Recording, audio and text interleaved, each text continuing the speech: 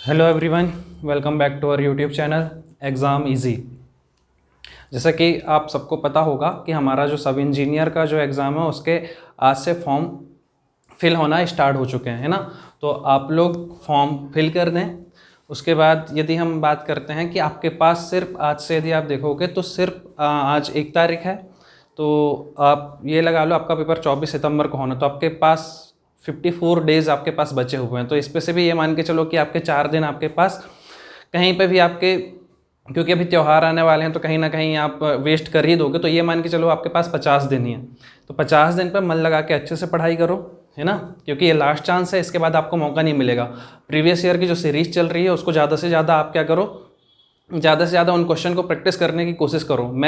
Maths और reasoning को तो बिल्कुल आप कंटिन्यू, आपको लास्ट दिन तक कंटिन्यू करना ही पड़ेगा मैथ्स और रीजनिंग को, है ना। इसके अलावा जो और भी सब्जेक्ट्स हैं आपके, उनको आप क्या करो, अब सिर्फ रिवीजन का टाइम बचा, आप रिवीजन करते जाओ जल्दी जल्दी, चीज़ों को बार बार रिवाइज करो। जो आपने पढ़ लिया है उनको, उस चीज़ को आपको क्या करना है, रिवाइज करना है बार बार, ठीक है।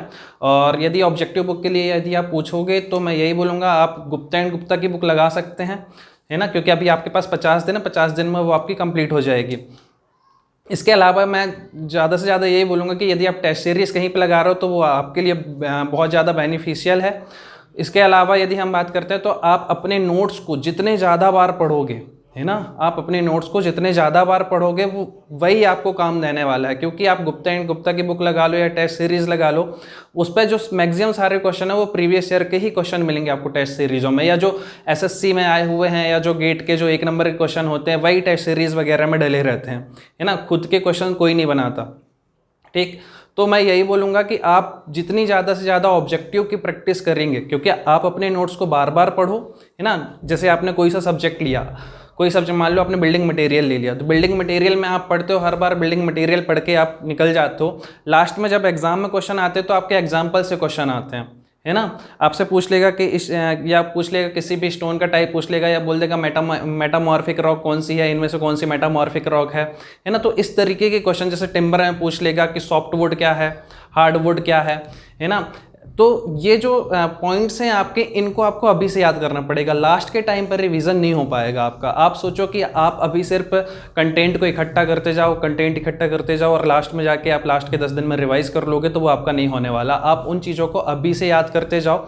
साथ में आप एक स्लॉट फिक्स कर लो जिस पे आपको टेस्ट देना ही देना है, आपको एक टेस्ट आप दे सकते हैं, है ना। और यदि आप टेस्ट सीरीज परचेज नहीं कर पा रहे हैं तो आप क्या करो, गुप्ता एंड गुप्ता की बुक उठा लो, या जैसे यूथ कंपटीशन की बुक हो गई आपकी, तो उसमें क्या है, आपका जो भी टॉपिक आपने पढ़ा उस टॉपिक के बस आप ऑब्जेक्टिव लगा सकते हैं ना, जिससे कि आपको क्या होगा, आपने जो भी पढ़ा है एकदम से चीज़ें याद नहीं होंगी, लेकिन ऑब्जेक्टिव लगाओगे तो आपका क्या हो जाएगा, चीज़ें आपको याद हो जाएंगी। दूसरी चीज़, आपने कहीं ना कहीं से अभी तक इतने दिनों में कुछ ना कुछ कंटेंट कहीं ना कहीं से तो पढ़ के रखा होगा, तो आपको क्या करना है, जो भी कंटेंट आपने पढ़ा उस पर भरोसा रखना है। ये नहीं सोचना कि वो क्लास वाला क्या कंटेंट दे रहा है, वो क्या कंटेंट दे रहा है, इस तरीके की चीज़ें दिमाग में नहीं लानी है ना। क्योंकि बहुत सारे लोगों के मैसेज आ रहे हैं मेरे पास, बोलते सर यहाँ से हमने पढ़ के रखा हुआ है, ये कंटेंट हमारा सही है या गलत है। तो ये सारी चीज़ मैटर नहीं करती, आप कहीं से भी पढ़े हो, है ना, कहीं से भी आपने पढ़ा, यदि आपसे प्रीवियस ईयर के क्वेश्चन सॉल्व हो रहे हैं तो आपको घबराने की कोई ज़रूरत नहीं है। आप खुद पे भरोसा रखो, आपका सिलेक्शन होगा, ठीक है। मन लगा के बस पढ़ते जाओ। अच्छा, जो सीरीज़ अभी चल रही है इसको ज़्यादा से ज़्यादा यदि आप सपोर्ट करोगे तो दूसरे सब्जेक्टों की भी आपकी क्या होगी, सीरीज़ प्रीवियस ईयर की, क्योंकि मैं सोच रहा हूँ आपके जो 15 क्वेश्चन पेपर हैं जो सब इंजीनियर के हुए हैं, है ना, उनको मैं जल्दी से जल्दी फिनिश कराने की कोशिश कर रहा हूँ। तो अभी तो आपका मैथ्स चल रहा है, मैथ्स के बाद रीजनिंग चल रहा है, उसके बाद हम देखेंगे यदि रिस्पॉन्स अच्छा मिलेगा तो दूसरे सब्जेक्ट्स के भी हम क्या कर देंगे, आपको वीडियो बना के दे देंगे प्रीवियस ईयर के क्वेश्चन के। लेकिन मैं यही बोलूँगा कि आप अपना सिलेबस जो है टाइम टू टाइम कंप्लीट करते जाओ। इन वीडियो को देखने में आपको ज़्यादा टाइम नहीं लगना है ना। या तो आपके पास क्वेश्चंस नहीं होंगे, यदि क्वेश्चंस हैं तो और भी अच्छा है। आपको क्या करना, 2 की स्पीड करनी है वीडियो की, और आपको पूरा क्वेश्चन का पैटर्न देख लेना, किस तरीके के क्वेश्चन को सॉल्व करना है ना। इस तरीके से आपको करना, और सारे वीडियो आपको देखने हैं। ऐसा नहीं कि अपन, क्योंकि आपका एक ही क्वेश्चन नहीं, यदि आपसे एक ही क्वेश्चन नहीं बना तो आपका वो मार्क्स गया आपका, है ना। क्योंकि आप मान लो पूरी ज्योमेट्री पढ़ने बैठ रहे हो, पूरी ज्योमेट्री आप पढ़ोगे तो आपको 10 घंटा ज्योमेट्री पढ़ने में लग जाएगा, पूरी ट्रिग्नोमेट्री पढ़ने में आपको 10 घंटा लग जाएगा। तो पहले से पढ़ के रखो तब तो कोई दिक्कत नहीं है ना, सिर्फ आपको उसको रिवाइज करना है। लेकिन जो मैथ्स है या रीजनिंग है वो सिर्फ प्रैक्टिस से आती है, तो जितनी ज़्यादा आप प्रैक्टिस करोगे उतना अच्छा आपके लिए है। बाकी सारे सब्जेक्ट जैसे आप यदि बात करते हैं MP GK हो गया है ना, साइंस हो गया, तो यदि इनको पहले से पढ़ के रखा है, जैसे कंप्यूटर मैंने बार बार बोला है कि MS Office, MS Word, MS Excel, इनसे टॉपिक आप यदि इनसे क्वेश्चन निकालोगे तो 7 से 8 क्वेश्चन आपके आ जाते हैं। तो इनको अभी से याद कर लो, ये ऐसा मत सोच कर रखो कि ये टॉपिक मेरे को पढ़ने हैं। इन टॉपिक को जितने जल्दी से जल्दी आप कवर कर लोगे उतना अच्छा। कहीं से यदि आप टेस्ट लगाओगे तो आपके लिए आपसे टेस्ट के क्वेश्चन बनेंगे, है ना, नहीं तो फिर वही होगा कि आप यदि आपको चाहिए 160 मार्क्स तो आप 140 में जाके फंस जा रहे हो, क्योंकि अभी भी आपने नहीं पढ़ा और आप ये सोच रहे हो कि जब लास्ट टाइम आएगा उस टाइम पे पढ़ लूँ। तो अभी से उन चीज़ों को आप क्या कर लो, याद कर लो, ठीक है। अच्छा, अपन आगे की बात करते हैं। अपना क्या चल रहा था, अपना मैथ्स की सीरीज चल रही थी जिसपे हमने 1 और 2 तारीख का पेपर कर लिया था जो 2018 में हुए थे। अब हम 4 तारीख को जो मॉर्निंग में पेपर हुआ था उस पेपर को सॉल्व करेंगे। बहुत आसान पेपर था ये वाला, है ना। ये क्वेश्चन आप इसका स्क्रीनशॉट ले लो और इसको खुद करने की कोशिश करो, मैं करा देता हूँ। यदि आपसे बन जाता है तो ठीक है, आपको वीडियो देखने की नीड नहीं है। मैं तो यही बोलूँगा कि आप क्या करो, 2 की स्पीड से पूरे वीडियो को एक बार देख लो, है ना, तो आपका क्वेश्चन का रिव्यू हो जाएगा, आपसे बनने भी लगेंगे, जो चीज़ नहीं है वो भी आपको क्लियर हो जाएगी, ठीक। अच्छा, इन क्वेश्चंस को ट्रिक से भी किया जा सकता है, लेकिन अपन को ट्रिक से नहीं करना, अपन को बेसिक से, क्योंकि अगर आपसे बेसिक बन गए तो आपसे ट्रिक तो आप खुद ही निकाल लोगे, है ना। आपको वहाँ पे बहुत जल्दबाजी नहीं रहती, आपके पास सफिशिएंट टाइम रहता, 3 घंटे रहते हैं आपके पास, है ना। यदि आप मैथ्स और रीजनिंग करना है, बस यदि मैं बात करूँ, आपका 35 से 40 मिनट भी ले लोगे तो भी कोई दिक्कत नहीं है। आप बस क्वेश्चन सही करके आना, है ना। यदि आप पूरा का पूरा 1 घंटा नॉन टेक में भी देते हैं तो भी आपको कोई दिक्कत नहीं है, आप 2 घंटे में आसानी से 100 क्वेश्चन कर सकते हैं, ठीक। और दूसरी चीज़ यह है कि आप कुछ भी कर लो, कहीं से कितना भी कंटेंट निकाल लो, कहीं से भी पढ़ लो आपको सब इंजीनियर के पेपर में यदि टेक्निकल वाले पोर्शन की भी यदि हम बात करते हैं तो टेक्निकल वाले पोर्शन में भी जो 100 क्वेश्चन आपके आने वाले हैं, जो आपके 100 क्वेश्चंस आने वाले हैं, इसमें से ये मान के चलो आपको 10 क्वेश्चन ऐसे होंगे जो आपको न्यू ही मिलेंगे, है ना, वो आपने कहीं पढ़े नहीं होंगे, न्यू क्वेश्चंस ही आपको देखने को मिलेंगे। और उसके बाद यदि हम बात करते हैं, आपके जो ये आपके 7 से 8 क्वेश्चन ऐसे होंगे जो आपके न्यूमेरिकल होंगे, जिनको आप सॉल्व भी नहीं कर पाओगे, है ना। आपको लगेगा कि आपसे बन जाए, क्योंकि यहाँ पर सब इंजीनियर के पेपर में आपके पास कैलकुलेटर होता नहीं है। तो 7 से 8 क्वेश्चन ऐसे आएंगे जो कि न्यूमेरिकल होंगे, इनमें से हो सकता है कि आपसे 2 या 3 क्वेश्चन या 4 क्वेश्चन मैक्सिमम बन जाए, लेकिन यहाँ से ये मान के चलो कि 5 क्वेश्चन तो आपके फिर भी यहाँ से सॉल्व नहीं होंगे, कुछ क्वेश्चंस ऐसे आते हैं। तो ये मान के चलो कि आपके पास 10 क्वेश्चन ये हो गए और 5 क्वेश्चन ये हो गए, तो 15 क्वेश्चन तो आप सीधे हटा दो। अब यहाँ पर 85 क्वेश्चन है, 85 क्वेश्चन ऐसे हैं जो आपको पहले कभी ना कभी देखे हुए हैं, या आप इस तरीके से ले लो, यदि आप सही तरीके से पढ़ जाओगे, बार बार रिवीजन करोगे, आपको प्रॉपर तरीके से एग्जांपल्स याद हैं हर चीज़ के, क्योंकि पेपर में वही चीज़ आती है, पेपर में हमेशा एप्लीकेशंस आते हैं, है ना। थ्योरी आपने किसी भी चीज़ की पढ़ी तो उसके एप्लीकेशंस आते हैं। आपको सब इंजीनियर के पेपर में तो और ये होता है कि आपको चीज़ें बस पता होनी चाहिए, आप ऑप्शन से भी हटा सकते हो चीज़ों को, है ना। तो आपको क्या करना है, यहाँ पर ज़्यादा टाइम वेस्ट नहीं करना है, आप सिर्फ एक बार पढ़ लो और फिर जितनी ज़्यादा से ज़्यादा आप क्वेश्चंस लगा सकते हो उन क्वेश्चंस को लगाओ। मैं ये बोलूँगा कि अभी आपके पास 50 दिन है, 50 दिन में आप SSC JEE की प्रीवियस ईयर की जो बुक होती है आपकी IAS मास्टर की बुक ज़्यादा बेटर है, क्योंकि उसमें थ्योरी लिखी हुई है। दूसरी चीज़, गुप्ता एंड गुप्ता की बुक को फॉलो कर सकते हो। इन दोनों बुकों को तो आप बिल्कुल घोट के पी जाओ, है ना, क्योंकि इनमें से यदि हम बात करते हो 70% पेपर ये मान के चलो कि आने ही आना है, बाहर से नहीं आएगा। उसके बाद जो आपने अपने नोट्स पढ़े हैं तो उसमें आपका 15 मार्क्स जो है आप आसानी से कवर कर सकते हो। 85 में से ये मान के चलता हूँ कि आपके 80 मार्क्स यदि आपने सही तरीके से 50 दिन भी पढ़ाई कर ली, पहले कभी भी पढ़ाई नहीं की हुई है, मतलब पहले कभी ना कभी एक आध बार आपने क्या किया है, कहीं से क्लास किया, लेकिन आपकी पढ़ाई छूटी हुई है, 2 साल से आपने पढ़ाई नहीं किया, फिर भी आपके पास वही 50 दिन है, 50 दिन में आप पूरा सिलेबस कंप्लीट कर सकते हो। जिसमें से कि बिल्डिंग मटेरियल तो पूरी कंप्लीट कराई दी है मैंने, है ना, जिसपे कि आपका सिर्फ 20% आपका बिल्डिंग मटेरियल बचा हुआ है, जिसमें कि आपका पेंट वाला टॉपिक बचा हुआ है, और बिटुमिन टायर को तो आप हाईवे वाले सेक्शन में कवर कर लिए होगे, ठीक है। तो बिल्डिंग मटेरियल मैंने करा दिया, बिल्डिंग कंस्ट्रक्शन को अच्छे से पढ़ लो, सर्वे को अच्छे से पढ़ लो, QSC को अच्छे से पढ़ लो आप, और आपका सॉइल और इन्वायरो जो दो सब्जेक्ट हैं, ये बहुत बड़े बड़े सब्जेक्ट होते हैं, लेकिन इनका वेटेज ज़्यादा नहीं होता। जैसे दूसरे सब्जेक्टों में, दूसरे एग्जामों में यदि आप देखोगे तो सॉइल जो है आपकी 15 से 16 नंबर की आती है और इन्वायरमेंट भी आपकी 15 से 16 नंबर की आती है ना। तो आप यहाँ पर क्या करो कि जो सॉइल है और इन्वायरो है उनको थोड़ी सा कम पढ़ो, मतलब एग्जाम तक यदि आप दूसरे सब्जेक्ट जैसे बिल्डिंग मटेरियल हो गया, QSC हो गया, आपका सर्वे हो गया, यदि इनको 5 बार रिवाइज करके जाते हो तो सॉइल और इन्वायरो को यदि आप 3 बार भी रिवाइज करके जाओगे तो भी आपका काम बन जाएगा। लेकिन यहाँ पर QSC का वेटेज ज़्यादा है, बिल्डिंग कंस्ट्रक्शन का वेटेज ज़्यादा है, सर्वे का वेटेज ज़्यादा है। तो इन सब, जैसे दूसरा हो गया आपका हाईवे छोटा सब्जेक्ट होता है, आपको आसानी से 3 से 4 दिन में आपका कवर हो जाएगा, इसको ज़्यादा बार पढ़ना है। इरिगेशन के लास्ट के टॉपिक आपको बार बार पढ़ने हैं, है ना। उसके बाद यदि हम बात करते हैं हाइड्रोलॉजी, तो हाइड्रोलॉजी का ज़्यादा वेटेज नहीं होता है, 1-2 क्वेश्चन आपको हाइड्रोलॉजी से देखने को मिल जाते हैं। उसके बाद यदि हम बात करते हैं तो आपका टनल हो गया, एयरपोर्ट हो गया, इनको बाद में पढ़ना। टनल हो गया, एयरपोर्ट हो गया, इनको आप बाद में पढ़ो, एक आध क्वेश्चन इनसे भी आते हैं, है ना। लेकिन जैसे आपका इरिगेशन हो गया, हाईवे हो गया, इनको आपको बार बार 5 से 6 बार, अभी आपके 50 दिन कम से कम मैं बोलूँगा आपको इन सब्जेक्ट को 7 से 8 बार रिवाइज करके जाना हर एक सब्जेक्ट को। और ये तभी पॉसिबल है जब आपके अभी तक सारे सब्जेक्ट हो गए होंगे, है ना। तो अगर अभी तक आपके नहीं हुए तो आप शॉर्ट नोट्स से किसी के भी शॉर्ट नोट्स लेके पढ़ सकते हो। लेकिन यदि आपने खुद से बनाया है तो वो ज़्यादा बेटर है। यदि आपके खुद के पास शॉर्ट नोट्स नहीं है तो आप हैंडबुक लेके आ सकते हो। हैंडबुक से आप जो मैं सब्जेक्ट बोल रहा हूँ सबसे पहले उनको पढ़ो और फिर ऑब्जेक्टिव लगा लो, है ना। ऑब्जेक्टिव लगाना बहुत जरूरी है यदि आपने खुद के शॉर्ट नोट्स नहीं बनाए। उसका रीज़न ये, यदि आपने खुद से शॉर्ट नोट्स बनाए तो जो भी, जैसे आपने गुप्ता एंड गुप्ता की बुक लगाई है या SSC JEE की बुक लगाई है, तो वो सारी चीज़ों को, जो एक्स्ट्रा चीज़ें हैं, आपने उसको अपने शॉर्ट नोट्स में ऐड किया हुआ है। लेकिन यदि आपने शॉर्ट नोट्स नहीं बनाए हैं तो आपको क्या करना पड़ेगा, पहले आपको बुक लगानी पड़ेगी। बुक लगाने के बाद आपको पता चलेगा कौन सी चीज़ ज़्यादा इंपॉर्टेंट है ना। चलो, तो ये अपन टेक्निकल के बारे में किसी और दिन बात करेंगे, अभी अपन इसको सॉल्व कर लेते हैं। बहुत आसान पेपर है, चाहो तो आप खुद भी सॉल्व कर सकते हो।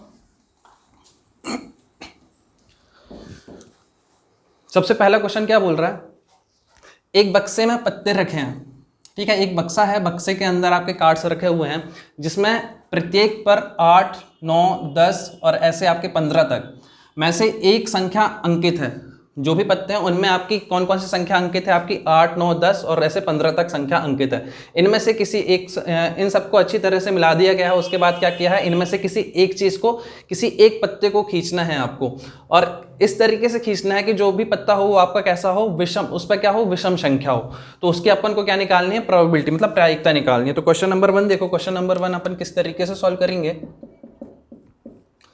सबसे पहले यदि हम बात करते हैं प्रोबेबिलिटी का, तो प्रोबेबिलिटी का फॉर्मूला क्या होता है आपका, इससे हर साल प्रोबेबिलिटी से आपके 1 से 2 क्वेश्चन देखने को मिलते हैं, है ना। तो यहां पर हमने देखे थे फेवरेबल आउटकम्स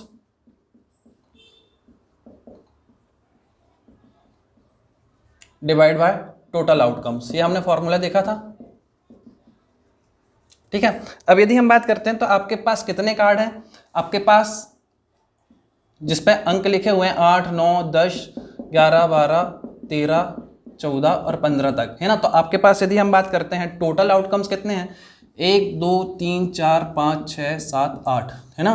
तो आपके नीचे क्या आ जाएगा, 8 आ जाएगा। अब इसमें से बोला है कि संख्या कैसी होनी चाहिए, ऑड होनी चाहिए, है ना। तो ऑड के लिए यदि हम बात करते हैं तो ऑड कितनी है आपकी, जैसे आपका 9 हो गया, 11 हो गया, 13 हो गया और आपका 15 हो गया, है ना। तो कितनी है आपके फेवरेबल आउटकम्स, कितने हो जाएंगे आपके, 1, 2, 3, 4, 1, 2, 3, 4। तो आपका क्या आ जाएगा, प्रोबेबिलिटी आ जाएगी आपके निकल के 1/2। मेरे ख्याल से समझ में आ गया होगा, है ना, समझ में आ गया होगा आपको। यदि नहीं आया तो ठीक है, फिर आप कमेंट करके बता देना अगर आपको समझ में नहीं आया तो, वैसे तो आ गया होगा। नेक्स्ट है, यदि V आयतन वाले एक शंकु, है ना, शंकु मतलब यहाँ पर, शंकु मतलब यहाँ पर बात हो रही है कोण की, ये क्या आपका कोण की ऊंचाई एवं त्रिज्या दुगनी हो जाती है तो नए शंकु का आयतन क्या होगा, है ना। एक हमारे पास ये कोण है, ये कुछ इस तरीके का आपने कोण देखा होगा, है ना। ये कोण है आपका, ये इसकी रेडियस होती है ना, और ये यहाँ से यहाँ तक ये क्या हो जाएगा, इसकी हाइट हो जाएगी, ये हाइट है। तो इस कंडीशन में जो इसका वॉल्यूम होगा, वॉल्यूम क्या होता है, 1/3 πr² h, ठीक है। अच्छा, इसमें ये बोल रहा है आपका कि जो इसकी हाइट है, हाइट को इसने क्या कर दिया, डबल कर दिया, और जो रेडियस है उसको भी क्या कर दिया हमने, डबल कर दिया, है ना। देन इसका जो नया वॉल्यूम होगा, वो नया वॉल्यूम क्या निकल के आएगा, तो चलो वैल्यू पुट कर दो यहाँ पर। r की जगह पे आपका पाई को मैंने पाई लिख दिया, r की जगह पे हम क्या लिख देंगे, 2r लिख देंगे, तो क्या हो जाएगा 4r², और h की जगह पे 2h पुट कर देंगे तो कितना हो जाएगा 2h। तो यहाँ से यदि मैं लिखना चाहूँ तो 8 को मैंने बाहर निकाल लिया, ये क्या बन जाएगा आपका 1/3 पाई आर स्क्वायर एच। ये टोटल जो लिखा हुआ वो क्या लिखा हुआ है 8v, है ना। जो नया वॉल्यूम है आपका वो किसके बराबर होगा 8v के। तो 8v आपका क्या हो जाएगा आंसर हो जाएगा। नेक्स्ट क्वेश्चन यदि हम बात करते हैं, नेक्स्ट क्वेश्चन क्या है, पढ़ो नेक्स्ट क्वेश्चन को। ठीक है, लास्ट चांस है आपके पास, मन लगा के यदि आप अभी नहीं पढ़ोगे तो ये मान के चलो कि आने वाले 2 से 3 साल तक आपकी कोई वैकेंसी आपको टेक्निकल फील्ड की तो देखने को नहीं मिलेगी। नेक्स्ट क्वेश्चन है आपके पास, एक वृत्त की त्रिज्या क्या होगी जिसमें एक जीवा मतलब कॉर्ड, जीवा मतलब कॉर्ड की लंबाई 16 सेंटीमीटर है। एक आपके पास क्या दिया हुआ है, सर्कल दिया हुआ, आपके पास ये सर्कल दिया हुआ है। इस पर पूछा हुआ है कि इसकी रेडियस क्या होगी। इस सर्कल में एक कॉर्ड है, ये इसका सर्कल का सेंटर है और ये इसका कॉर्ड है, और ये कॉर्ड की लेंथ जो दी हुई है वो कितनी दी हुई है 16 सेंटीमीटर दी हुई है। आगे यदि हम बोलें तथा केंद्र से इसकी दूरी, इसका जो सेंटर होगा सेंटर से इसकी डिस्टेंस इस कॉर्ड की कितनी है आपकी, इसकी जो डिस्टेंस है वो है आपकी 6 सेंटीमीटर। अच्छा, एक ये रूल आपको पता होगा कि यदि सेंटर से किसी भी कॉर्ड में यदि आप ऐसे परपेंडिकुलर डालते हो तो क्या करता है वो कॉर्ड को 2 पार्ट्स में डिवाइड करता है। तो ये वाला पार्ट हो जाएगा इसका 8 सेंटीमीटर का, ये वाला पार्ट हो जाएगा इसका 8 सेंटीमीटर। तो हमको बताना है इसकी रेडियस क्या आएगी। तो ये यहाँ से यहाँ तक ये रेडियस हो जाएगी इसकी, है ना। तो यहाँ से ये 90 डिग्री दिख रहा है, मतलब यहाँ पर पाइथागोरस लगा सकते हो। ये हो जाएगा आपका क्या हो जाएगा, ये आर आपको निकालना, तो आर स्क्वायर इक्वल टू क्या हो जाएगा 6 का स्क्वायर प्लस 8 का स्क्वायर। तो ये आपका आ जाएगा 36 प्लस 64, तो ये आपको हो जाएगा 100 और ये आ जाएगा आपका 10 सेंटीमीटर। तो ये आपका समझ में आ गया होगा, ये आपका आ जाएगा 10 सेंटीमीटर। नेक्स्ट क्वेश्चन है आपके पास क्वेश्चन नंबर 4। क्वेश्चन नंबर 4 क्या बोल रहा है आपका, -3 4 एवं -3 -4 को मिलाने वाली रेखाखंड पूर्ण रूप से होती है। तो आपको बताना है, इस पे बेसिकली ज्योमेट्री का क्वेश्चन है, इस पे आपको बताना कि किस क्वाड्रेंट में आपका ये वाला जो रेखाखंड होगा वो आएगा। तो देखो हम क्वेश्चन नंबर 4 को सॉल्व करते हैं। बहुत आसान क्वेश्चन है ये आपका, आपको ये पता है, ये सारी चीज़ें आपको मैंने बहुत बार, मतलब अभी जिस दिन से सीरीज स्टार्ट हुई है उस दिन से मैं ज्योमेट्री के बहुत सारे इस टाइप के क्वेश्चन करा रहा हूँ, है ना। ये आपका क्या होता है प्लस होता है, ये आपका क्या होता है प्लस होता है, ये आपका क्या होता है माइनस, ये आपका क्या होता है माइनस, ये आपका फर्स्ट कोऑर्डिनेट होता है, ये आपका सेकेंड, ये आपका थर्ड और ये आपका फोर्थ, है ना। अब यहाँ पर देखो आपको बोला -3 और 4, तो यहाँ पर ये जो -3 लिखा है ये -3 का है आपका, ये जो -3 और 4 लिखा है इसमें यदि हम बात करते हैं ये होता है x, ये होता है आपका y, ठीक। तो -3 कहाँ पर क्या, ये वाली लाइन जो है आपकी ये क्या है x एक्सिस है और ये क्या है आपकी y एक्सिस है। तो जो आपका -3 आएगा वो इस साइड आएगा क्योंकि ये नेगेटिव है, तो -3 यहाँ पर आया। उसके बाद +4 यहाँ पर आएगा, तो ये वाला पॉइंट जो है हमारा सपोज दैट ये मान के चलो ये यहाँ पर है ना। ऐसे यदि हम बात करते हैं दूसरा पॉइंट क्या हमारे पास -3 और -4, -3 और -4, तो कहाँ पर आएगा ये -3 और -4, -3 और -4 यहाँ पर आ जाएगा। तो इनको जो मिलाने वाली जो रेखाखंड होगी इस पॉइंट को वो किस कोऑर्डिनेट में, तो हमको दिख रहा सेकेंड और थर्ड में, तो सेकेंड और थर्ड आपका क्या हो जाएगा आपका आंसर हो जाएगा। तो ये आपका सेकेंड और थर्ड, है ना। ये चीज़ समझ में आ गई। नेक्स्ट यदि हम बात करते हैं, अच्छा देखो जो 2018 में जो फर्स्ट शिफ्ट में पेपर हुआ था वो आसान था, है ना, वो पेपर आसान था। ये वाला पेपर आपको आसान दिख रहा होगा। नेक्स्ट यदि हम बात करते हैं, निम्नलिखित में से कौन सी एक पूर्ण वर्ग है। अच्छा, इसके लिए मैंने आपको लास्ट क्लास में एक रूल बताया था आपको, मैंने बोला था जिस भी संख्या के आखिरी में आपका 2 देखने को मिल जाए, 3 देखने को मिल जाए, है ना, और आपको 7 देखने को मिल जाए और 8 देखने को मिल जाए, यदि ये सारी चीज़ें देखने को मिलती है मतलब वो तो आपकी पूर्ण वर्ग नहीं है, है ना। इसके अलावा जो भी आएगा उससे आप पता लगा सकते हो, जैसे 1 मिल जाए लास्ट में, 4 मिल जाए लास्ट में, आपको 5 मिल जाए लास्ट में देखने को, 6 मिल जाए, 9 देखने को मिल जाए, तो फिर ये ऐसी संख्या ये जो होती है पूर्ण वर्ग में आती है। तो यहाँ पर देखो हमको पता करना है कि पूर्ण वर्ग कौन सी है, तो जिसके लास्ट में आपका 2 होगा, 3 होगा, 7 होगा या 8 होगा, इनमें से कुछ भी होगा तो वो आपकी क्या होगी पूर्ण वर्ग नहीं होगी। तो ये आपका क्या है 8 है, मतलब ये तो आंसर नहीं है। अच्छा, 2 भी है, मतलब ये भी संख्या नहीं है। 7 है, 7 भी नहीं है, मतलब आपका आंसर क्या हो जाएगा सी वाला, क्योंकि ये इस पे क्या आ रहा है 1 आ रहा है एंड में 1 आ रहा, मतलब ये क्या है आपका पूर्ण वर्ग है। तो आपका आंसर क्या हो जाएगा ऑप्शन नंबर सी। नेक्स्ट यदि हम बात करते हैं क्वेश्चन नंबर 6 की, तो क्वेश्चन नंबर 6 क्या बोल रहा है आपको, बहुपद, इस पे आपको बोला है px, क्वेश्चन नंबर 6, बहुपद px = x² - 3x कि शून्य बताने हैं, शून्य बताने हैं। जब भी ऐसा क्वेश्चन है, यहाँ पर तो ये क्वेश्चन बहुत आसान आया है, जब भी आपको शून्यक बताने होंगे आप ऑप्शन उठाओगे और ऑप्शन से यहाँ पर वैल्यू पुट कर दोगे, ठीक है। वैल्यू पुट करने पे जब जो जिस कंडीशन पे ये वैल्यू 0 हो जाएगी वही आपके क्या होंगे, आंसर होंगे। जैसे यदि यहाँ पर हम यदि -3 पुट करते हैं तो -3 पुट करने पे ये 0 होगा क्या, नहीं। सबसे पहले यदि हम बात करूँ यहाँ पर 0 पुट कर देंगे तो ये क्या हो जाएगा, पूरा का पूरा 0 बन जाएगा, ठीक है। मतलब एक तो आपका 0 आ गया। दूसरी चीज़ यदि हम देखते हैं, यदि हम यहाँ पर 3 पुट कर दें, है ना, यदि हम यहाँ पर 3 पुट कर दें तो कितना हो जाएगा 9, और ये क्या हो जाएगा 3 × 3, तो ये भी क्या हो जाएगा 9 - 9 करने में भी ये हो जाएगा 0। तो आपका क्या आंसर आएगा 0 और 3। यदि आप -3 पुट करोगे तो -3 करने में ये प्लस हो जाएगा, 0 नहीं बनेगा, है ना। तो यहाँ पर तो ये क्वेश्चन बहुत आसान है, यहाँ पर ये क्वेश्चन बहुत आसान है, इसलिए हमने क्या कर दिया, क्योंकि अब यहाँ पर देखो इसकी पावर कितनी लगी हुई है, इसकी डिग्री है 2, आपकी 2 डिग्री है, मतलब 2 आपको क्या मिलेंगे 0.2 शून्यक मिलेंगे आपको। एक ही होता तो एक ही शून्यक मिलते आपको, ठीक है। अच्छा, इसको कई बार इस तरीके से भी कर दिया जाता है, क्योंकि यहाँ पर तो ये बहुत आसान है, लेकिन मैं बता रहा हूँ आपको जब भी इसके शून्यक निकालने क्वेश्चन आएंगे तो आप ऑप्शन से उनको सॉल्व करेंगे। आप इसको इस तरीके से भी सॉल्व कर सकते थे, यहाँ पर ये हो जाता 3x, x कैंसिल हो जाता, x की वैल्यू आपको 3 मिल जाती और एक वैल्यू आपको x की 0 ले लेनी पड़ती। तो यहाँ पर आपको इस तरीके से नहीं करना है, अभी आपको किस तरीके से करना है, आपको जो भी ऑप्शन है ऑप्शन से वैल्यू पुट करनी है और इस वाली टर्म को आपको क्या करना है 0 बनाना है, जिस पर हो जाएगा वो आपका क्या होगा, आंसर होगा। तो आंसर क्या होगा आपका 0 से 3। नेक्स्ट क्वेश्चन है आपके पास क्वेश्चन नंबर 7। क्वेश्चन नंबर 7 क्या बोल रहा है आपका, क्वेश्चन नंबर 7 बोल रहा है आपका एक आपको ये ट्रायंगल दिया हुआ है, ट्रायंगल कुछ इस तरीके से है, ट्रायंगल कुछ इस तरीके से है, ये इसका सेंटर है, इसका सेंटर है, ये है आपका A, B और C, ये पॉइंट है O। क्वेश्चन में बोल रहा है ए बी किसके इक्वल है आपका BC के, चलो ठीक है, AB BC के इक्वल है। नेक्स्ट क्या बोल रहा है OB OC के इक्वल है, मतलब OB और OC आपस में क्या है, इक्वल है। तो हमको बताना है एंगल ABO, मतलब हमको बताना कौन सा एंगल, हमको बताना है ये वाला एंगल ABO और हमको बताना है एंगल ACO, है ना। तो इनके बीच का रेशो क्या होगा। अब एक चीज़ मेरे को बताओ, जब ये और ये आपस में बराबर हैं और ये आपस में बराबर हैं तो इनका जो एंगल आएगा वो एंगल आपका सेम आएगा। मान लो ये एंगल थीटा है, ये एंगल भी क्या होगा थीटा, तो इनका रेशो निकालने को बोला है, θ1 बोल दिया, इसको मैंने θ2 बोल दिया, तो आपका क्या हो जाएगा θ1 डिवाइड बाय θ2 निकालने के लिए हमको क्वेश्चन में बोला है ना, इनका रेशो निकालने के लिए बोला।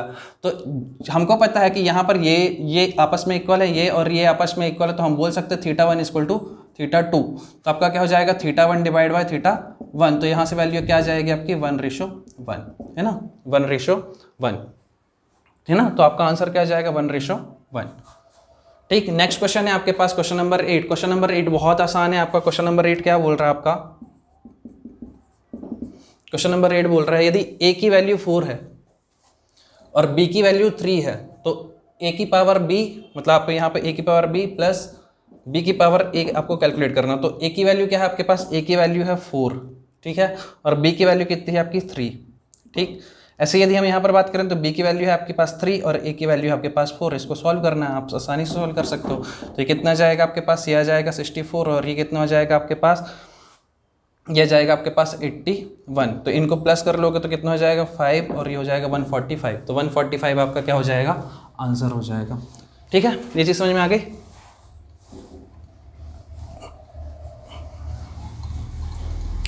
नेक्स्ट यदि हम बात करते हैं क्वेश्चन नंबर 9। क्वेश्चन नंबर 9 में क्या बोला है, आपके पास एक समचतुर्भुज है, मतलब आपको रोम्बस दिया हुआ, ठीक है। क्वेश्चन नंबर 9 समचतुर्भुज, समचतुर्भुज का मतलब यह है जिसकी चारों भुजाएं क्या हो, सेम हो, ठीक है।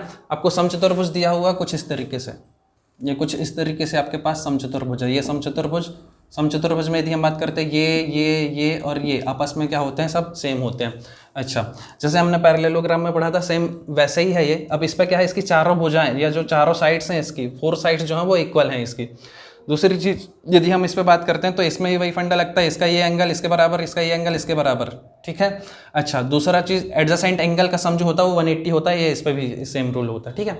अच्छा, यहाँ पर ये बोल रहा है क्वेश्चन पे हमसे, इसको मैंने नाम दे दिया A, इसको मैंने नाम दे दिया B, इसको मैंने नाम दे दिया C, इसको मैंने नाम दे दिया D। इस पर क्या बोल रहा है, एंगल आपका ABC कितना दिया हुआ है आपको 56, ABC आपको दिया हुआ 56 डिग्री। नेक्स्ट आपसे क्या बोला है ACD, ए ये है आपके पास, सी ये है आपके पास, डी ये है, तो इसको आप क्या करो, तो इसको आपको मिलाना है, इसको आपको मिलाना है।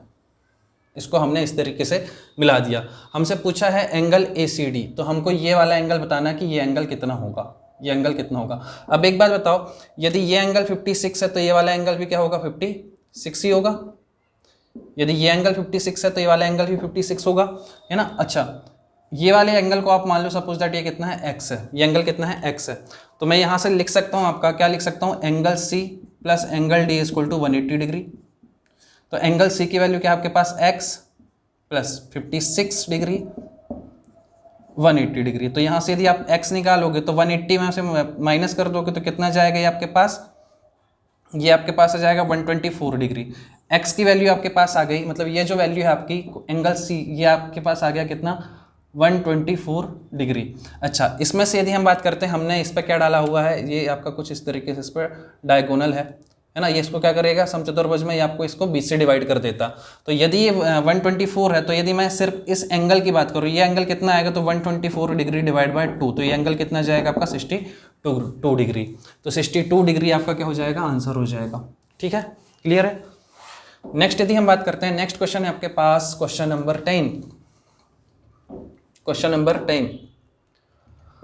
अच्छा, बहुत सारे लोग तो अभी MPPSC AE के झटके से ही नहीं निकल पाए हैं, है ना। MPPSC AE के झटके से ही नहीं निकल पाए हैं, तो वहाँ से निकलो और जो सब इंजीनियर का जो पेपर है पहले उसको दे लो, उसके बाद आप अपने रिजल्ट के बारे में सोचना। अगर ये पेपर भी बिगड़ गया आपका, जैसे बहुत सारे लोगों का मेरे पास मैसेज है, सर MPPSC AE का पेपर बिगड़ गया, जितने मार्क्स आने चाहिए थे उतने मार्क्स नहीं आए हैं, तो मैं उन सबसे यही बोलूँगा कि आप पहले एक जॉब ले लो आप अपने पास। जिस दिन आपका, जैसे आपका 24 सितंबर को सब इंजीनियर का पेपर है, तो आपके स्क्रीन के सामने यदि आपको 155 160 मार्क्स दिख जाते हैं, तो आपकी जो जॉब की गारंटी है वो बिल्कुल हो जाएगी कि आप 155 160 नंबर पर वैसे भी सिलेक्ट हो जाओगे। तो पहले एक जॉब ले लो, क्योंकि उसका रिजल्ट तो बाद में ही आने वाला है आपका, उसके बारे में बाद में सोचो, पहले जो है, जो सामने है उसको आप कर लो अच्छे से, है ना। तो क्वेश्चन नंबर 10 की यदि हम बात करते हैं, क्वेश्चन नंबर 10 क्या बोल रहा है आपको, देखो 463 plus 5 under root 7 minus 8 under root 28 की वैल्यू क्या होगी। चलो इसको इजी करना है हमको, तो हम इसको लिख सकते हैं, क्या लिख सकते हैं, उसको हम लिख सकते हैं 3 स्क्वायर इंटू 7 लिख सकते हैं। ठीक है, इसको लिख सकते हैं हम 5 अंडर रूट 7, इसको हम लिख सकते हैं, क्या लिख सकते हैं, 2 का स्क्वायर इंटू 7। ठीक, यहाँ से यदि हम बात करते हैं तो 3 को बाहर ले लिया हमने, तो ये आपका आ गया under root 7 plus 5 under root 7, ये क्या हो जाएगा, यहाँ से आपका 2 बाहर आ जाएगा, तो ये आपका हो जाएगा 16 अंडर रूट 7। ठीक है, ये हो जाएगा आपके पास, यहाँ से मैं इसको लिख देता हूँ सीधे सीधे से 12 अंडर रूट 7, तो ये कितना हो जाएगा आपके पास 12 under root 7 minus 11 under root 7। तो आपके पास आंसर जो हो जाएगा वो आ जाएगा आपके पास अंडर रूट 7। तो अंडर रूट 7 आपका क्या हो जाएगा, आंसर हो जाएगा। ठीक, नेक्स्ट क्वेश्चन है आपके पास क्वेश्चन नंबर 11। क्वेश्चन नंबर 11 क्या बोल रहा है, 5/5 1 सही 5 सही 1/3 का गुणनात्मक प्रतिलोम ज्ञात करो। ठीक है, तो ये संख्या लिखी हुई है, तो इसको यदि हम सॉल्व करें तो क्या बन जाएगी आपके पास, ये हो जाएगी 16/3, है ना, ये हो जाएगी आपके पास 16/3। अब इसका हमसे बोला है, क्या बोला है, मल्टीप्लिकेशन इनवर्स बोला है हमसे, गुणनात्मक प्रतिलोम बोला। तो हमको जब मल्टीप्लिकेशन बोलेगा, देखो एक एडिटिव पढ़ाया था मैंने लास्ट क्लास में, एडिटिव इनवर्स की यदि हम बात करते हैं तो एडिटिव इनवर्स निकालना होगा तो प्लस से क्या कर दोगे, माइनस कर दोगे, या माइनस का होगा तो प्लस कर दोगे। मल्टीप्लिकेशन इनवर्स यदि बोल रहा है तो क्या कर दोगे, आप उसको उल्टा करके लिख दोगे, है ना, उसको मतलब मल्टीप्लिकेशन इनवर्स का मतलब क्या हो जाएगा, उसको उल्टा करना, और उल्टा करोगे मतलब डिवाइड कर दोगे। तो यदि मैं इसको बात करूं तो इसका जो मल्टीप्लिकेशन इनवर्स हो जाएगा वो क्या हो जाएगा, मल्टीप्लिकेशन इनवर्स। मल्टीप्लिकेशन इनवर्स करोगे तो क्या हो जाएगा 3/16। ठीक, अब 3/16 को, अब ऑप्शन में है क्या 3/16, नहीं, इस पर आगे सॉल्व करना पड़ेगा। तो इस पर देखो, इसको आपको ज़्यादा सॉल्व नहीं करना, आप यदि यहाँ पर पॉइंट लगा लो तो पॉइंट के बाद यदि ये आपका क्या बन जाएगा 30 बन जाएगा, तो ये एक बार तो जाएगा ही जाएगा। तो सबसे पहले ऑप्शन में देखो 0.1 किसी में आ रहा है क्या, 0.1, तो ये तो आपका सीधे सीधे से बाहर है, ये भी आपका नहीं आ रहा है 0.1, इस पे देखने को मिल रहा है, इस पे नहीं है, तो आपका आंसर क्या हो जाएगा, सी का आंसर हो जाएगा 0.1875। बाकी आप डिवाइड कर सकते हो, आपको क्या करना, ऑप्शन से सेलेक्ट सॉल्व करना, आप पूरा सॉल्व नहीं करोगे वहाँ पे एग्जाम पे। ठीक है, आपकी इच्छा, आप चाहो तो कर सकते हो, या तो इस पे 100 और 100 से 100 मल्टीप्लाई 100 कर दो, नीचे भी 100 मल्टीप्लाई 100 कर दो और उससे डिवाइड कर दो तो आसानी से कैंसिल हो जाएगा, लेकिन उतना सब नहीं करना है आपको, है ना। आपको सीधे सीधे से ऑप्शन देखना, उससे सॉल्व कर लेना। नेक्स्ट है आपके पास ट्रायंगल PQR में यदि एंगल R आपका 90 डिग्री है तो Q और P क्या होंगे। तो क्वेश्चन नंबर 12 बोल रहा है आपके पास एक ट्रायंगल दिया हुआ है जिसमें आपका R जो है, ये आपका P है, ये आपका Q है और ये आपका R है, ये आपका 90 डिग्री है। तो आपसे पूछा है P और Q क्या होंगे। तो ये देखो, ये 90 डिग्री है, यदि इसको, इसके बारे में नहीं पता है कितना, तो मैंने इसको x ले लिया, इसको मैंने क्या ले लिया, y ले लिया। तो यदि ये x है और ये y है ना, और ये क्या हमारे पास 90 डिग्री है, तो हम लिख सकते हैं क्या, x plus y plus 90 equal to 180 degree. तो x plus y equal to क्या आ जाएगा आपके पास, 90 डिग्री। और ये किसका रूल होता है, मैंने बताया हुआ है, ये आपका क्या होता है, कॉम्प्लीमेंट्री एंगल होता है। और यदि ये आपका, मान लो सपोज दैट, इसका आंसर अभी क्या हो जाएगा, अभी आपका आंसर हो जाएगा पूरक कोण, ठीक है। और मान लो ये हो जाता आपका x plus y equal to 180 आ जाता, तो इसका आंसर क्या हो जाता, सप्लीमेंट्री एंगल हो जाता, मतलब संपूरक कोण हो जाता। तो अभी आपको ये नहीं करना, बस आपको मैं याद दिला रहा हूँ, ये मैं पहले भी बता चुका हूँ। क्वेश्चन नंबर 13 की यदि हम बात करते हैं तो क्वेश्चन नंबर 13 क्या है आपके पास, क्वेश्चन नंबर 13 क्या बोल रहा है आपके पास, देखते हैं। ये भी सिंप्लीफिकेशन का ही क्वेश्चन है। 0.343 की पावर 1/3 प्लस 0.002 की पावर 1/3 डिवाइड बाय 0.343 की पावर 1/3 माइनस 0.002 की पावर 1/3। इसको आसान करना। तो यहाँ पर देखो, यहाँ पर पावर 3 लगी हुई है, तो जब इस पे से निकालोगे, आपको पता है 7 का क्यूब क्या होता है, 343। तो मतलब यदि यहाँ पर देखो 3 डिजिट लेना है हमको, 3 की डिजिट से बाहर निकलेंगे आपको, क्योंकि यहाँ पर आपको पावर 1/3 लिखी है, तो क्या हो जाएगा आपके पास 0.7 प्लस 0.7 की पावर 3 करोगे तो आपको 0.343 मिल जाएगा। इसकी पावर क्या जाएगी 1/3 प्लस, ऐसे यहाँ पर निकालोगे तो बहुत सारे लोग यहाँ पर गलती कर देते 0.02 निकाल लेते, वो नहीं करना। आप 3 के पेयर से निकालो ना, 3, क्योंकि पावर 3 लगी हुई तो आप आसानी से निकालोगे तो आपसे बन जाएगा, है ना, क्योंकि आपका क्वेश्चन ही इस तरीके का फ्रेम है। तो इसका यदि पावर 3 लगा दोगे तो आपको क्या मिल जाएगा 0.002, ठीक है। अब ये क्या हो जाएगा 0.7 की पावर 3 की पावर 1/3 माइनस 0.2 की पावर 3 की पावर 1/3, ठीक है। बहुत आसान क्वेश्चन है ये, देख के अब तो आसानी सॉल्व हो जाएगा। पावर कैंसिल हो जाएगी, आपके पास बचेगा क्या 0.7 प्लस 0.2, यहाँ पर क्या बचेगा 0.7 माइनस 0.2, तो क्या हो जाएगा आपके पास 0.9 डिवाइड बाय 0.5। तो ये आपके पास आ जाएगा 9/5। इसको आगे सॉल्व कर लो, ये ऑप्शन में है क्या, हाँ 9/5 आपका ऑप्शन में है, तो आपका 9/5 आपका आंसर जो है वो करेक्ट हो जाएगा। तो ये आपका इस तरीके से सॉल्व हो जाएगा, ठीक।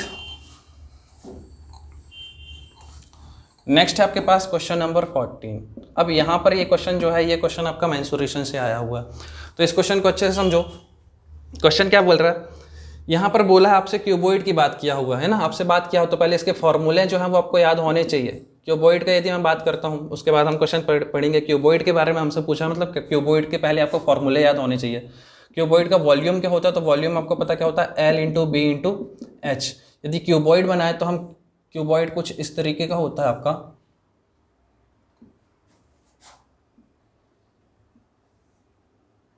ये आपका कुछ इस तरीके का आपका क्यूबॉइड होता है। जैसे क्यूब होता है, जैसे यदि हम बात करते हैं, आपका एक होता है रेक्टेंगल और एक होता है आपके पास क्या, स्क्वायर। ऐसे यहाँ पर आपके पास एक होता है आपके पास क्या, क्यूब, और एक होता है क्यूबॉइड, ठीक है।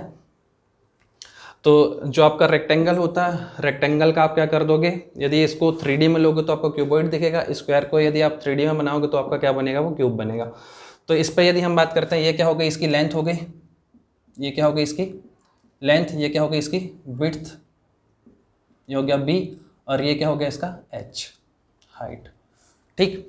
तो वॉल्यूम LBH। उसके बाद यदि हम बात करते हैं तो टोटल सरफेस एरिया क्या हो जाएगा इसका, टोटल सरफेस एरिया। तो टोटल सरफेस एरिया की यदि हम बात करते हैं तो टोटल सरफेस एरिया क्या है, बेसिकली हमको इस क्यूब के चारों तरफ कपड़ा लपेटना है, तो कितना कपड़ा हमको लगेगा वही क्या निकल के आएगा, टोटल सरफेस एरिया। यहाँ के इस पूरे एरिया में हमको कपड़ा लपेटना है। अब जैसा इस साइड है वैसा उस साइड भी है, जैसा यहाँ पर लगेगा वैसा इस साइड भी लगेगा, जैसे यहाँ पर लगेगा वैसे इस साइड लगेगा। जैसे यदि हम बात करते हैं आपका ये L इंटू बी करोगे तो ये वाला पोर्शन क्या है आपका, है ना, L इंटू बी। अब ये जैसे इस साइड का पार्ट है वैसे इसके पीछे वाला पार्ट है, तो मैंने इसको क्या लिख दिया, 2 लिख दिया, प्लस अब ये नीचे वाला पार्ट, ये साइड वाले पार्ट हो गए, आप इसको ले लो तो क्या हो जाएगा BH, ये हो जाएगा 2BH प्लस, अब आपका ये वाला पोर्शन भी हो गया, आपका ये वाला पोर्शन भी हो गया। अब आपका एक पोर्शन और कौन सा बचा आपका, अब आपका एक पोर्शन बचा H और L वाला, H और L वाला पोर्शन बचा आपका, है ना, मतलब आपकी दीवार बची, तो ये क्या हो जाएगा 2HL। ठीक, तो चारों पोर्शन, जिस भी रूम में आप बैठे हो आपको उसकी चारों दीवारों को ढकना है, ऊपर वाली भी नीचे वाली भी, क्योंकि टोटल सरफेस एरिया लिया है हमने, तो टोटल सरफेस एरिया जब लेंगे तो हमको ऊपर छत भी डालना और नीचे वाला जो हमारा जो बेस होगा उस पर भी हमको क्या करनी है, टाइल्स लगानी। इस तरीके से आप सोच सकते हो, साइड वाली दीवार, साइड वाली मतलब आमने सामने वाली दीवार, वो 4 दीवार हो गई और ऊपर नीचे वाली आपकी टोटल 6 हो गई। तो ये कितनी होगी, 2 दूनी 4, 2 6 दीवार टोटल पूरी हो गई। अच्छा, तो इस तरीके से इसका फॉर्मूला आपको याद हो जाएगा। नेक्स्ट यदि हम बात करते हैं तो नेक्स्ट पूछ रहा है आपसे लेटरल सरफेस एरिया।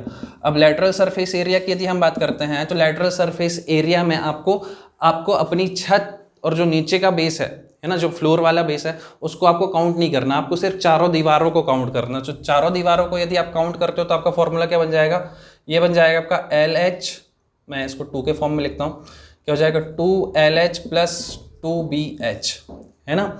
लेंथ और हाइट, है ना, लेंथ और हाइट में एक दीवार आ गई आपकी, ऐसे यदि सामने वाली दीवार को लोगे तो विड्थ और क्या हो जाएगा हाइट, तो ये वाली दीवार आ गई, ऊपर और नीचे वाली दीवार आपकी हट गई। अच्छा, अब यहाँ पर देखते हैं, क्वेश्चन पढ़ते हैं। ये सारे फॉर्मूले, यदि आपको इतना सारा जो मैंने बताया वो याद नहीं है तो आप डायरेक्ट क्या कर लो, फॉर्मूले याद कर लो, आसानी से बन जाएगा। क्वेश्चन में क्या बोल रहा है, एक घन आपका पृष्ठीय क्षेत्रफल मतलब सरफेस एरिया बोला है, कितना दिया हुआ 94 सेंटीमीटर स्क्वायर, इसका पार्श्व पृष्ठीय क्षेत्रफल मतलब लेटरल सरफेस एरिया कितना दिया, 54 दिया है, तब इसके आधार का क्षेत्रफल क्या होगा। बहुत आसान क्वेश्चन है। सबसे पहले यदि हम बात करते हैं टोटल सरफेस एरिया की, तो टोटल सरफेस एरिया हमारा कितना दिया हुआ, टोटल सरफेस हमको दिया हुआ है 94, ठीक है। टोटल सरफेस, ये जो फॉर्मूला है ये टोटल सरफेस एरिया का फॉर्मूला है, ठीक है। तो total surface area equal to कितना दिया है, 94 दिया हुआ। उसके बाद क्वेश्चन में आगे बोल रहा है कि पार्श्व पृष्ठीय क्षेत्रफल मतलब लेटरल सरफेस एरिया, तो लेटरल सरफेस एरिया कितना दिया हुआ हमको, 54 दिया हुआ, 54 दिया हुआ, ठीक है। तो बहुत आसान है। अब हमको यहाँ से ये दिख रहा है, हम इसकी वैल्यू पुट कर सकते हैं 2LH प्लस 2BH, है ना, 2LH मतलब ये LH प्लस 2BH, तो ये वाली वैल्यू जो है ये किसके बराबर है आपकी, ये टोटल आपकी किसके बराबर, 54 का। तो यहाँ पर पुट कर दो 94 इक्वल टू 2LB प्लस 54। तो यदि यहाँ से हम 94 माइनस 54 कर दें तो हमको क्या मिल जाएगा, 2LB मिल जाएगा, है ना। और L मल्टीप्लाई, यदि इस L का और इस B का मल्टीप्लाई करोगे तो क्या मिलेगा, ये बेस ही तो मिलेगा, इसी को तो बोला ये बेस, है ना, इसी को आपको निकालना है। तो एक निकालना है, दोनों निकालना होता है। यदि ये और ये दोनों निकालना होता तो हमको सीधे सीधे से जो भी माइनस करने पे ये वैल्यू आएगी आपकी, क्या आ जाएगी, ये वैल्यू 40, तो ये होता आंसर। लेकिन हमको सिर्फ बोला है बेस निकालना, तो बेस निकालने के लिए आपका क्या हो जाएगा आंसर, 2 से डिवाइड कर दोगे तो ये LB इक्वल टू क्या जाएगा, 40 डिवाइड बाई 2, मतलब ये आ जाएगा आपके पास 20 सेंटीमीटर। आपका LB equal to 20 centimetre square आपका क्या हो जाएगा, आंसर हो जाएगा, है ना। इस तरीके से ये वाले जो मॉर्निंग शिफ्ट में जो पेपर हुआ था उसको हमने सॉल्व कर लिया। अगर कहीं पे भी कोई दिक्कत है आपको, आप बता सकते हैं। टेक्निकल में भी यदि आपको कोई दिक्कत है वो भी आप बता सकते हैं, है ना। और जो भी जो भी इसके इंग्लिश के जो क्वेश्चन है, मतलब अभी तो मैंने हिंदी से लिखा है, जो इसका पूरे के पूरे जो नोट्स हैं वो आपको टेलीग्राम ग्रुप में या व्हाट्सअप ग्रुप में आपको क्या हो मिल जाएंगे, PDF मिल जाएगी। आप चाहो तो जो डिस्क्रिप्शन में आपको लिंक मिलेगी टेलीग्राम की भी और व्हाट्सअप की, उसको आप ज्वाइन कर सकते हो। वहाँ से आपको ये सारे नोट्स जो है आपको प्रोवाइड कर दिए जाएंगे, ठीक है। आपका काम ये है कि आपको क्या करना है, ये वीडियो को हर टेलीग्राम ग्रुप में आपको शेयर करना है, और वीडियो यदि आपको पसंद आता है तो ही आपको क्या करना है, लाइक करना है। ऐसे ही आप पढ़ते रहो, मुस्कुराते रहो, इसके बाद आपके पास कोई चांस नहीं है। जितनी ज़्यादा से ज़्यादा दिन में पढ़ाई कर सकते हो उतनी ज़्यादा से ज़्यादा पढ़ाई करो, क्योंकि यही पढ़ाई है जो आपका सिलेक्शन श्योर करेगी। Okay, thank you.